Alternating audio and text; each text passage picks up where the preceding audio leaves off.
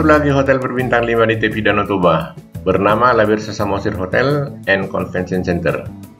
Hotel ini didesain secara unik, menyerupai kapal pesiar, dengan pemandangan Danau Toba serta didukung oleh view alam sekitarnya.